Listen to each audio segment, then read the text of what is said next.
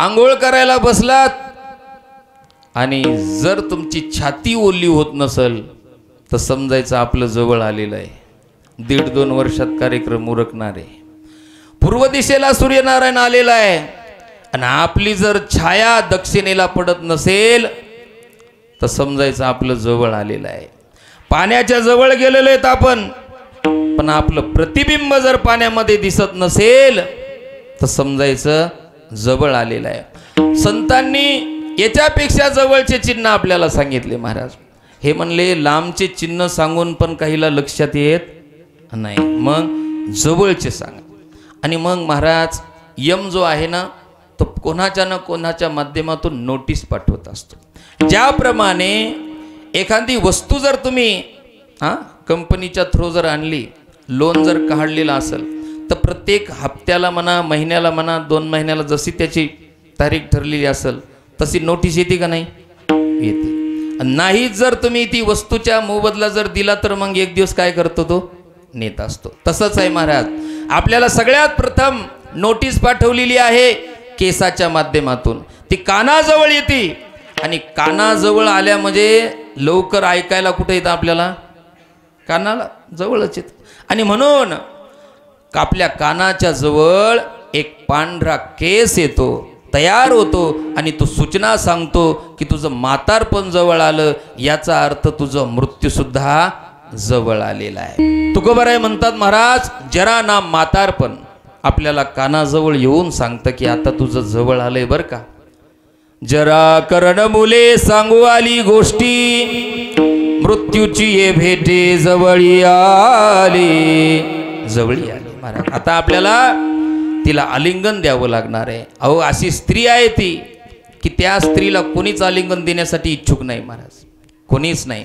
पण तिला आलिंगन दिल्याशिवाय पर्याय नाही. ब्रह्मदेवानी महाराज तिला स्वतंत्र निर्माण केलेलं आहे.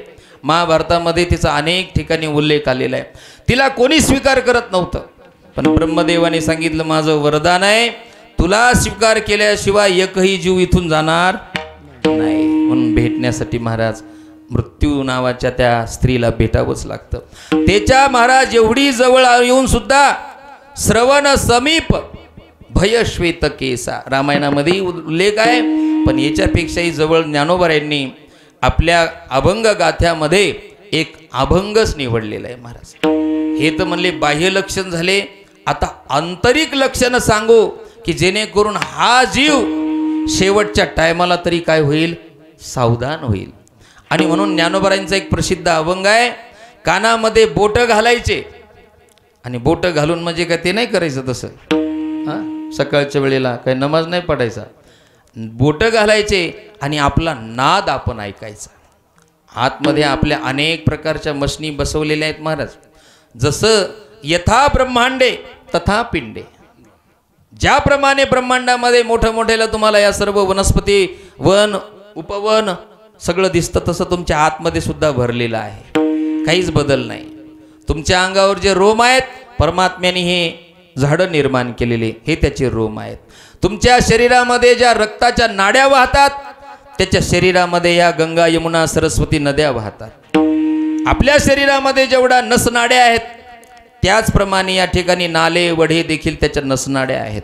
त्याचं रोम हे झाडं आहेत, ही पृथ्वी त्याची त्वचा आहे. असा तो महाराज भगवान परमात्मा आहे. तसं आपल्या आतमध्ये नाद आहे महाराज. काने घालून या बोट नाद जे ऐकावे, न ऐकता जाणावे नव दिवस. जर तुम्हाला नाही ऐकायला आलं तर समजायचं किती दिवसावर आलेलं आहे, 9 दिवसावर आलेले महाराज. काहीतरी काही लोक महाराज सावधानच होत नाही. लेकीला बोल, अमक्याला बोल, टमक्याला बोल, मोबाईल जवळ ठेव, तरी देखील सावधान होत नाहीत. काही तर त्या खतवयात जवळ घेऊन झोपतेत महाराज, जवळच. अरे बाबा कल्याण करून घे, तो म्हणला नाही शेवटच्या टायमाला करेल. शेवटच्या टायमाला काय करणार? आणि मग महाराज त्याच्या पुढची खून सांगितली. एक खून झाली कानातली, दुसरी खून सांगितली, दुसरी खून ही डोळ्यामधली. डोळ्यात बोटं घालायची. बोटं म्हणजे लगे फोडून नाही टाकायचे. डोळे घालून या बोटे चक्र जे पहावे, जर नाही दिसलं तर न दिसता जाणावे 7 दिवस. 7 दिवसावर आला तर महादेव. आणि मग 7 दिवसाच्या नंतर सुद्धा शेवटची सूचना दिली महाराज. आणि भोया दिसतात आपल्याला, त्या जर नाही दिसल्यात समजायचं 5 दिवस. आणि त्याच्यापेक्षा शेवटची सूचना सांगितली, सकाळी उठल्याच्या नंतर तुकोबराय म्हणतात प्रत्येकाने आपापल्या नाकाचा शेंडा बघायचा. नाकाचा शेंडा नाही दिसला, मनातीची दिनी रामकृष्ण मनातीचे दिनी रामकृष्ण मनातीचे दिनी रामकृष्ण मनातीचे दिनी नासिकाचे आग्रह दिसता नयनी नासिकाचे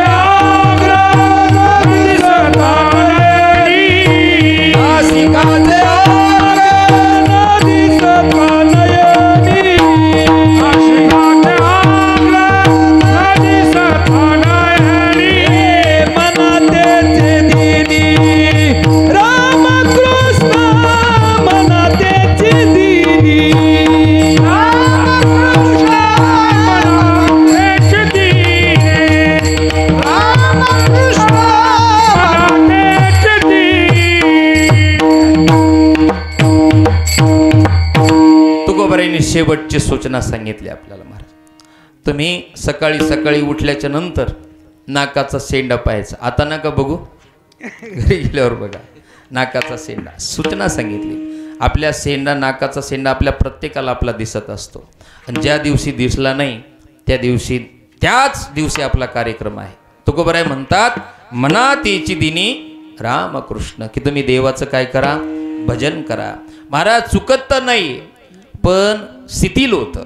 संतांचं भजन केल्याने, देवाची शरणांगती केल्याने हा थोडा येणारा जो आपल्यावर आघात आहे, हे संकट आहे, हे थोडं शांत रूप घेऊन येतं.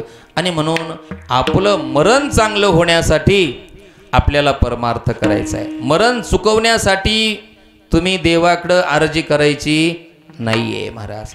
मरण चुकवण्यासाठी आणि बलवान होण्यासाठी कितीतरी लोकांनी तपस्या करून आयुष्य वाढवलं, पण त्यांना टाळता नाही आलं. विठ्ठला विठ्ठला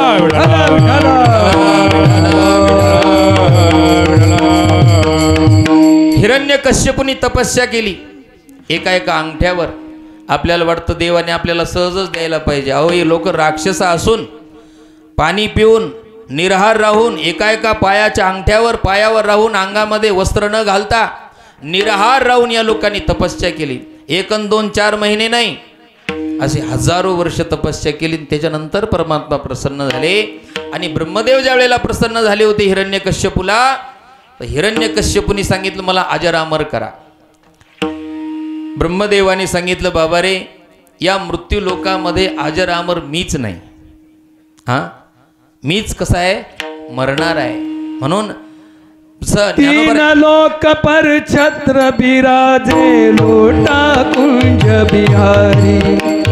तीन लोक पर छत्र बिराजे लोटा कुंज बिहारी. कहत कबीरा सो भी मर गए.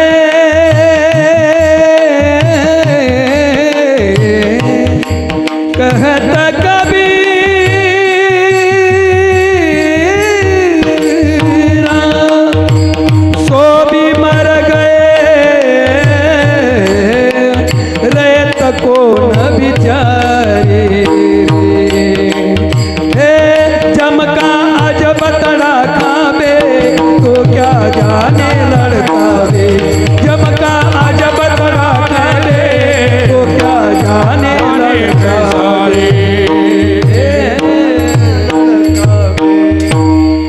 ब्रह्मदेवाला सांगितलं महाराजांनी सांगितलं तीनों लोक पर छत्र बिराजे लोटा कुंज बिहारी. 9 भी मर गए, 10 भी मर गए सहस्राठ्यासी 33 कोटी देवता मर गए पडे काल की पाठ.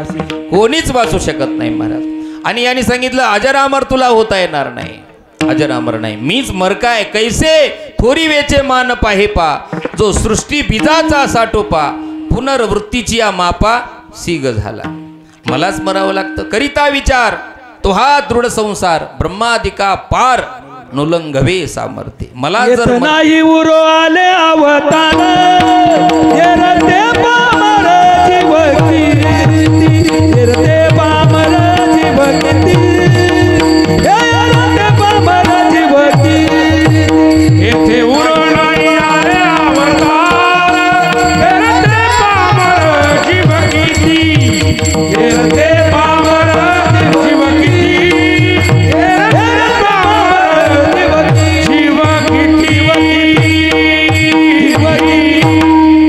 ब्रह्मदेवाने सांगितलं, बाबा रे आमचे देवाधिक तुका इथं आले ते सुद्धा गेले, मग आमचं काय? आम्हाला सुद्धा मरण आहे, तुला मरावं लागल, मग बाकी तू काही माग.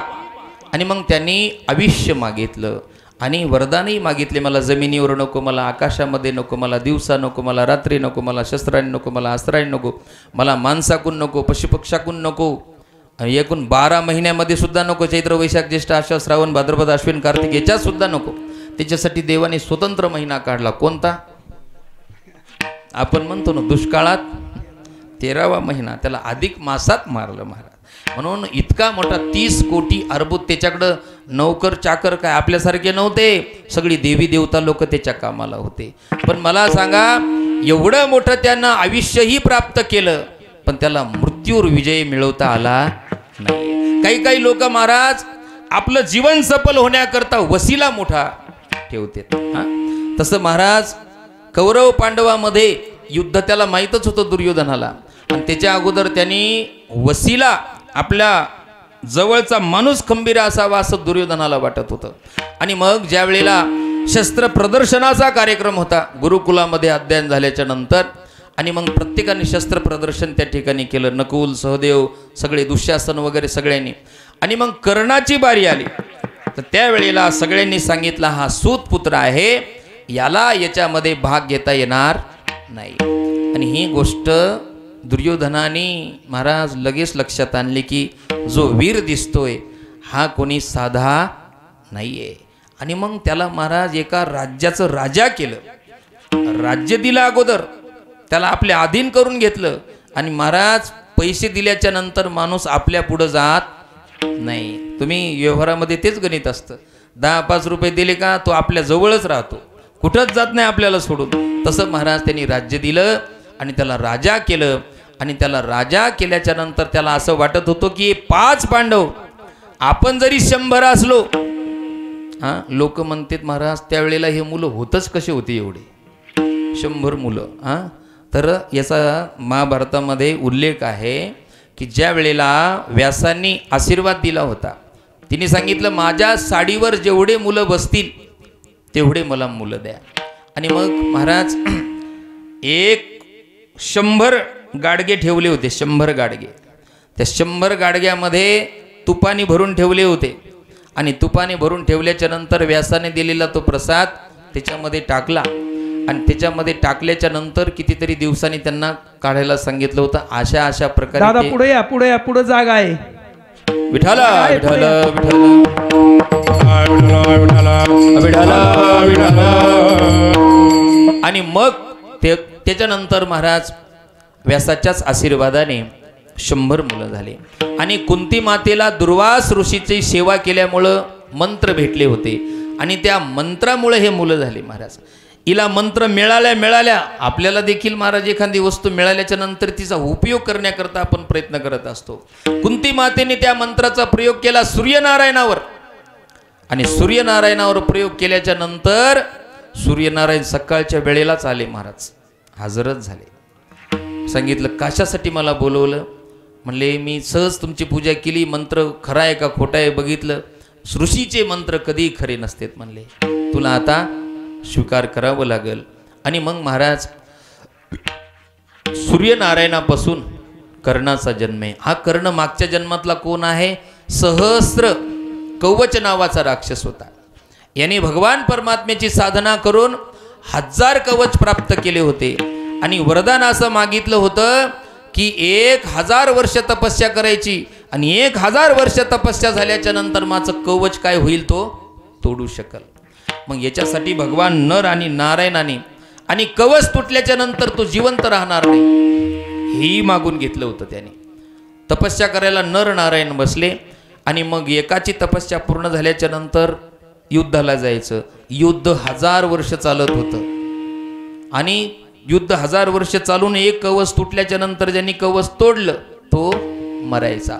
असं म्हणून नरानी आणि नारायणाने यांनी तपस्या करून युद्ध करून तपस्या करून युद्ध करून 9999 असे सगळे काय केले, कवच तोडले. शेवटचा कवच राहिला होता. त्यावेळेला याला वाटलं आता आपण जिवंत राहणार नाही. सूर्यनारायणाची उपासना करणारा होता. सूर्यनारायणांना प्रार्थना केली आणि निघून गेला.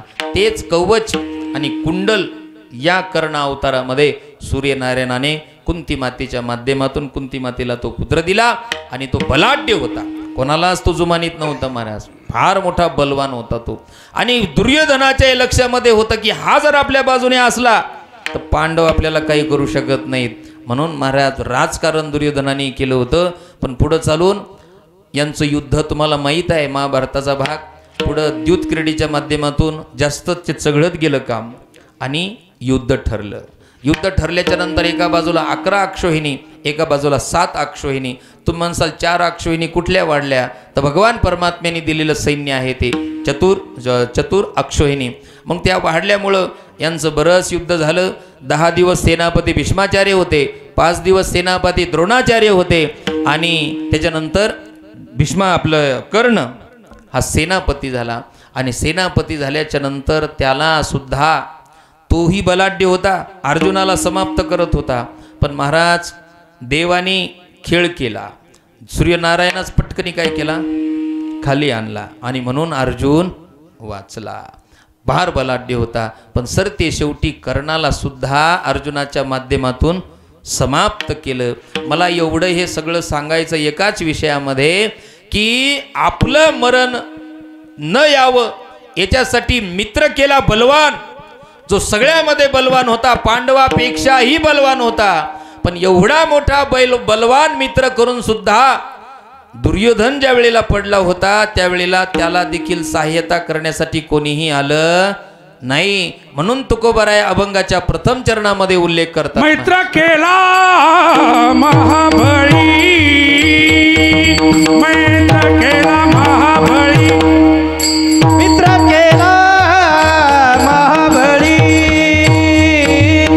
मित्र केला महाबळी, मैत्र केला महाबळी, मैत्र केला महाबळी, मैत्र केला महाबळी,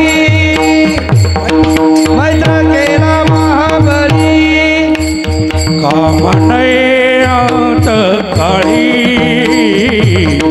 कामनये अंत काळी, आधी घेरे राम नाम, आधी घेरे राम नाम. कामनये अंतकाळे, अंतकाळ आधी केले राम नाम, आधी केले आधी घेरे राम नाम, राम नाम, राम नाम. मैत्र फार बलवान केला महाराज पण कामाला आला नाही. मैत्र केला महाबळी पण कामाने अंतकाळी. तुमचा बलवान मित्र सुद्धा कामाला येत नाही महाराज. अहो याच्यापेक्षा जास्त वसिला आपण जवळचा वसिला. गरुड किती देवाच्या जवळ आहे, फार जवळ आहे महाराज. ड्रायव्हरच आहे देवाचा. आणि शक्यतो महाराज लोकांना किंवा रथ चालवणाऱ्यांना जेही ड्रायव्हर आहेत त्यांचं मालकाला काय करावं लागतं, ऐकावं लागतं. नाही तर कुठेही गाड्या काय होतात मग आदळतील, कुठेही ठोकतील. त्याच्यामुळं ऐकावं लागतं. गरुड एवढा जवळचा. आणि एक वेळेला गरुडाची आई बिमार पडली दक्षिण दिशेला. आणि मग बिमार पडलेल्या व्यक्तीला लोक भेटायला जात असतात महाराज. आणि काय उलटीच प्रथा आहे पण चांगली प्रथा आहे आपली. त्याच वेळेला त्याला सगळं खायला आणतात. कोणी काजू आणतं, कोणी बदाम आणतं, कोणी काय काय घेऊन येतात. पण तो खातं का? ज्याची खाणं बंद झालं लोक त्याला देणं कमी करत नाहीत. हा, आणि जो खातो त्याला कोणी देत नाही. दात है तो चेने नाही और चेने है तो दात नाही. तशी परिस्थिती झाली महाराज. आणि सगळे भेटायला जायचे. गरुडाने सांगितलं सगळे भेटायला आले, अडचण नाही, पण ज्या दिवशी यम भेटायला येईल त्या दिवशी मला फोन कर. इंद्र भेटायला गेला, चंद्र भेटायला गेला, सूर्यनारायण भेटायला गेला, वरुण भेटायला गेला, अश्विनी कुमार भेटायला गेले, सगळे भेटून आले. आणि मग यम भेटायला गेला. आणि यम घरात गेलाच नाही महाराज, बाहेरच होता आणि थोडा हसला. बरं आहे म्हणला, चालू चांगलं आहे सध्या, श्रीखंड बासुंदी बालुशाही खाताय म्हणले, बरं आहे. हसला, निघून गेला. लगेच आई घाबरली, फोन केला, मेसेज पाठवला, फोन केला, ईमेल केला, आणि लगेच गरुडाने पाहिला. गरुड लगेच आला. काय झालं आई? रात्री यम आला होता. यम आला होता. काय म्हणला? काहीच म्हणला नाही, नुसता हसला, निघून गेला. म्हणले चिंता करू नको, तू इथं आला, आता तुला मी अशा ठिकाणी नेतो की तिथं तो अजिबात येणार नाही. गरुडाने आईला पाठीवर घेतलं आणि पाठीवर घेतल्याच्या नंतर भरारी मारली. सकाळी भरारी स्टार्ट झाली, संध्याकाळी 7 वाजले आणि हिमालयाच्या अशा अत्यंत गोपनीय गुफेमध्ये त्या म्हातारीला गरुड घेऊन गेला. जसं तिथं टेकवलं, टेकवल्याच्या नंतर चहा पाणी सुद्धा घेऊ दिलं नाही व नंतर यमानी नाश्ता सुद्धा करू दिला नाही, पाय सुद्धा धुऊ दिले नाही महाराज. त्या टायमाला लगेच म्हातारीला उचललं. गरुडाला सांगितलं, गरुडा तुझ्या म्हातारीचं मरणच इथं होतं. मरण कुठं होतं? हिमालयाच्या गुफेमध्ये. आणि म्हातारी कुठं होती? दक्षिण दिशेला. म्हणून आम्ही खेळ केला, भेटायला गेलो, तू इकडं आणलं, माझं सगळं सोपं करून टाकलं. विठ्ठला विठ्ठला विठ्ठला विठ्ठला. एक म्हणला, महाराज तुम्ही ब्रह्मदेवाकडे वसिला लावता, देवाकडे वसिला लावता, पण तुम्ही यमाकडे वसिला लावत नाही. मग काय करायचं म्हणले? यमाकडे वसिला लावायचा. व्यासाचा शिष्य दास होता आणि व्यासाने ठरवलं मी चिरंजीवी आहे. अश्वत्थामा बलिर्व्यासो हनुमांश बिभीषणः कृपः परशुरामस्य सप्ते ते चिरंजीविना. माझा शिष्य सुद्धा चिरंजीवी झाला पाहिजे. मग मृत्यूला देवतेला फोन केला, माझ्या दास नावाच्या शिष्याचं नाव कट करून टाक, अजिबात त्याचा घोटाळा अवघड नाही झाला पाहिजे. ते म्हणला, साहेब तुम्ही घरी या, वाटलं सजेवून जा, पण माझ्या हाती काही नाही हो, हे सगळं यमाच्या हाती. यमाच्या हाती त्याचा फोन नंबर दे. फोन नंबर घेतला, त्याला फोन केला.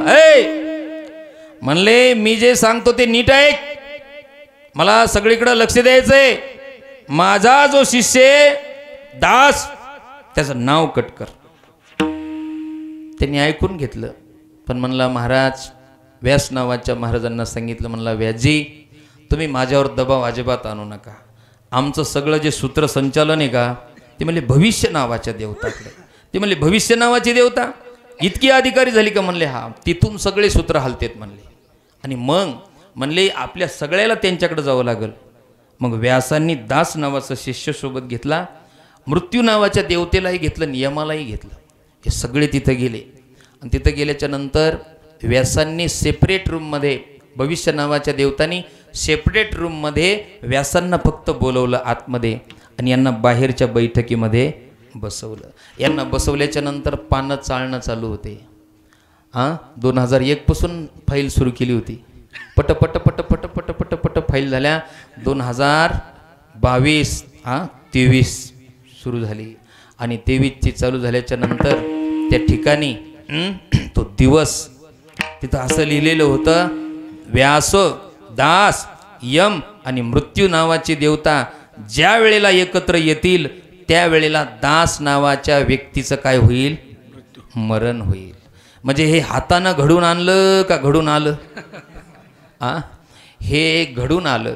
घडून आणलं. जर घडून आणलं नसतं तर दास नावाचा शिष्य मरण पावला नसता. म्हणून आपण कितीही टाळण्याचा प्रयत्न केला, हो अहो कळतच नाही कधी ओढून नेतो महाराज तो आपल्या.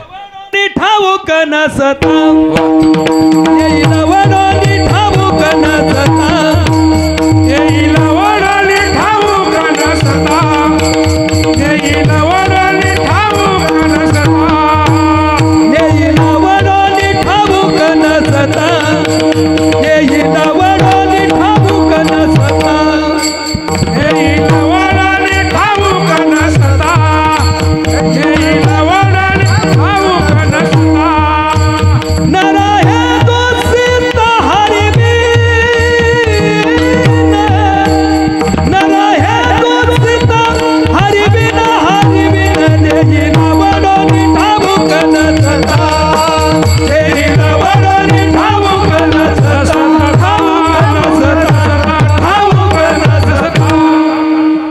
म्हणतो महाराज तो नेईल वडोनी ठाऊक नसता ग्रास गिळो सत्ता हाती नाही.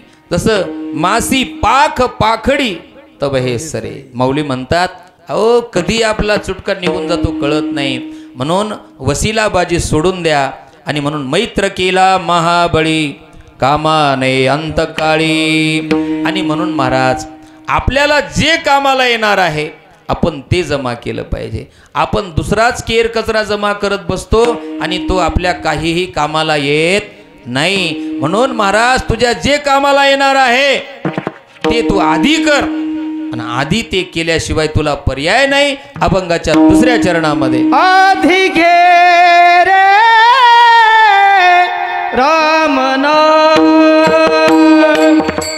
आधी घे रे राम नाम आधी घे राम नाम आधी घे राम नाम सामा भरी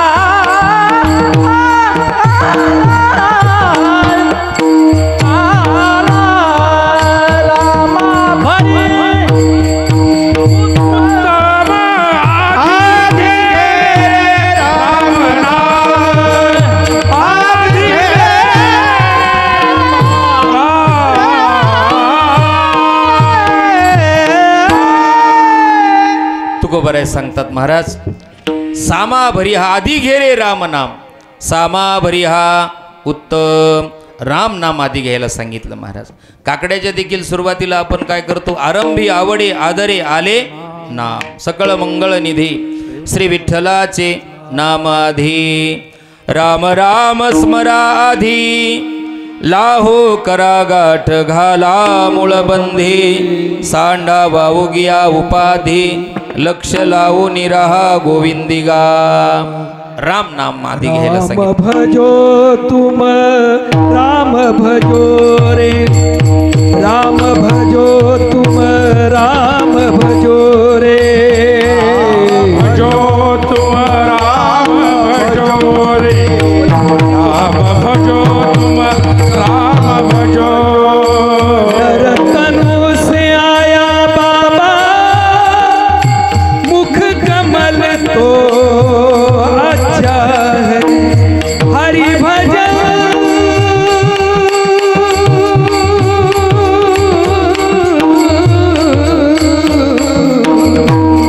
हरि भजन क्यों ना करे हरि भजन क्यों ना करे. नरक कुंड में डूब जाता है जाता है राम भजो तुम राम भजो राम भजो राम भजो राम भजो राम राम. बस हीच सामुग्री आपण जमा करावी. सामा भरी हा उत्तम. सामा म्हणजे सामान. कोणतं सामान एकत्र करायचं महाराज. जे सामान आपल्या सोबत येणार आहे ते सामान आपण एकत्र करायचं. बघा आपण हिरे माणिक्य मोती धन संपत्ती एकत्र करतो, फक्त आपल्या सगळ्यांच्या सातबाऱ्यावरचे नाव बदलतात. ही पृथ्वी कोणाचीही होत नाही. अहो 12 स्कंदामध्ये कितीतरी हजारो राजे या पृथ्वीला माझं म्हणून म्हणून हिच्यात दफन झाले, हा, पण तरीही कोणाची झाली नाही महाराज. तरी देखील माणूस अभिमानच म्हणतो, करतो, इतकं आपलंच आहे, इतकं आपलंच आहे महाराज. मत करना अभिमान झूठी तेरी शान, तेरे जैसे लाखों आए इस धरती में समाए. इच्छात म्हणजे महाराज घडून गेले. मत करणं अभिमान, ज्याला आपण आपल्या शरीरावर धारण करतो अलंकाराच्या माध्यमातून, पण सरते शेवटी जाताना महाराज आपल्या अंगावर एकही अलंकार पाठीमागचे जाऊ देत नाहीत महाराज. महाराज आपल्याच हातात सत्ता आहे, शेवटी करू ना. आणि भिंतीत ठेवलं, भिंतीत ठेवलं, शेवटी आपल्याच हाताने काढायचं आणि वाटून टाकायचं. आणि मग महाराज म्हातारं बिमार पडलं, वाचा गेली, आणि मग म्हातारा म्हणायचं की आता माझा काळ जवळ आला. म्हाताऱ्याची आंतरिक इच्छा की जे भीतीत पुरलेले ते काढा आणि अन्नदान करा. पण ज्या वेळेला मित्र भेटायला आले, काय झालं रे, काय नाही, आणि भेटायला बसल्याच्या नंतर ते म्हातारं हात करायचं कशाकडं, भिंतीकडं. पोरांना विचारलं की तुमचे वडील भिंतीकडं का हात करतात. पोरायला माहीत होतं जर खरं सांगितलं तर आपल्याला काहीच राहणार नाही महाराज. पोरं म्हणायचे की आमचे वडील म्हणतात मी जाण्याच्या अगोदर कलर देऊन घ्या, घर काय करा नवं करा, असं आमच्या वडिलाचं काय मत आहे. पण खरं कोणीही सांगितलं नाही. म्हणून जोपर्यंत आपलं चालते बोलते आहोत ना, आपल्या हाती आहे ना, धनाचा उपयोग चांगला करा, अन्नदानासाठी करा, हां, यथा विनियोग त्याचा चांगला झाला पाहिजे. काही मंडळीकडे इतकं धन आहे महाराज, नुसतं जपूनच ठेवतात, रोज त्याचं नुसतं हिशोबच लावत बसतात, त्याच्यामध्येच आयुष्य जातं. धन हे उपयोग करण्यासाठी आहे. धनाच्या 3च गती येतात. कोणकोणत्या? एक तर तुम्ही दानधर्मामध्ये खर्च करा, नाही तुम्हाला दान धर्म द्यावं वाटत तर स्वतःच्या उपभोगामध्ये खर्च करा, हां, उपभोगामध्ये खर्च करा. तिसरी गोष्ट, जर तुम्ही दानही दिलं नाही, तुम्ही त्याचा उपयोग भोगामध्येही केला नाही, तर तिसरी गोष्ट ठरलेली आहे, त्याचा नाश झाल्याशिवाय राहत नाही. मुंग्या मधमाशा काय करतात, दानधर्मही करत नाहीत, स्वतःही मध खात नाहीत, आणि शेवटी काय होतं मग त्याचं, कोणीतरी येतं गौरी धूर करतं घेऊन जातं. तसं ते मुंग्या देखील धन जमा करतात, अन्नधान्य जमा करतात, आणि दान देत नाही, दुसऱ्याला घेऊ देत नाही, स्वतः खात नाहीत, पाऊस आला की गेलो बाहेर. आणि म्हणून इतकं नको की त्याच्यावर आपली आसक्ती निर्माण होईल. आपल्याला त्याच्यापेक्षा तो उपयोगात कसा आणता येईल याचा उपयोग विनियोग केला पाहिजे. विठाला विठाला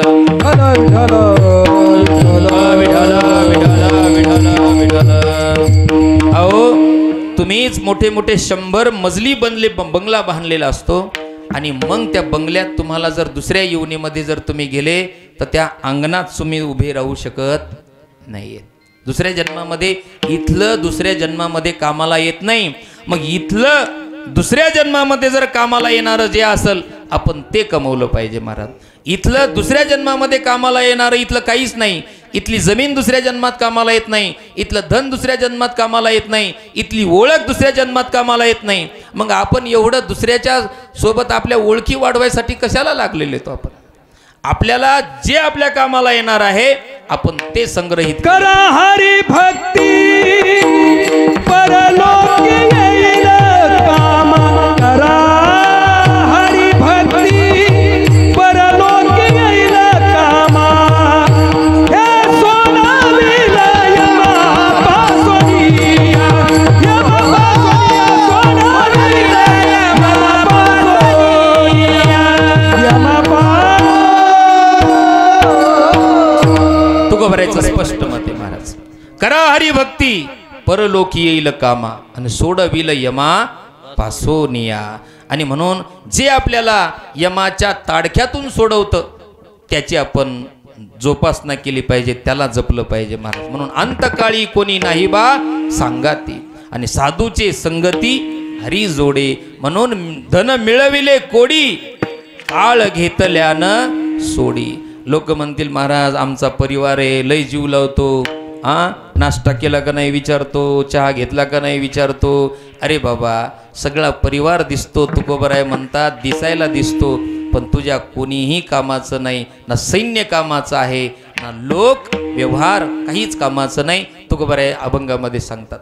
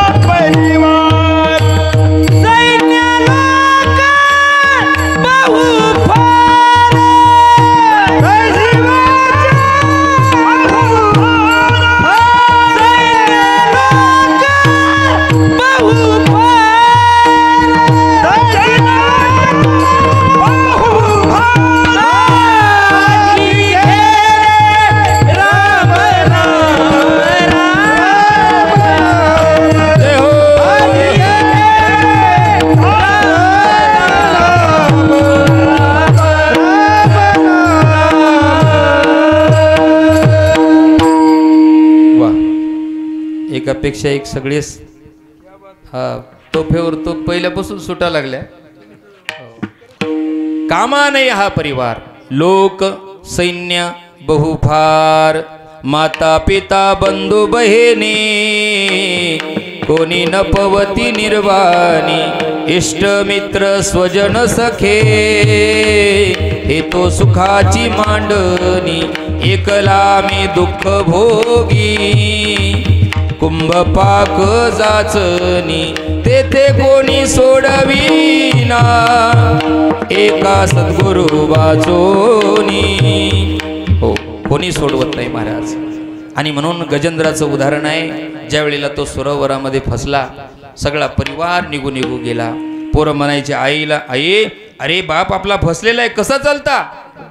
अरे म्हणले याने आपल्याला लय त्रास दिलेला आहे, चला म्हणले याला सोडून गेले. हजारो वर्ष महाराज तो पीडित होता, कोणी आलं नाही. ध्यानात ठेवा, हा सगळा व्यवहार, लोकव्यवहार, संपत्ती, परिवार सगळं आहे, जोपर्यंत आपण आहोत तोपर्यंत आहे. म्हणून आपण आपल्या बलावर थोडंसं परमात्म्याच्या जवळ गेलं पाहिजे. म्हणून नो हे तुझा हा परिवार, लोक सैन्य बहुफार, म्हणून तुला त्या लोकाला जायचंय महाराज.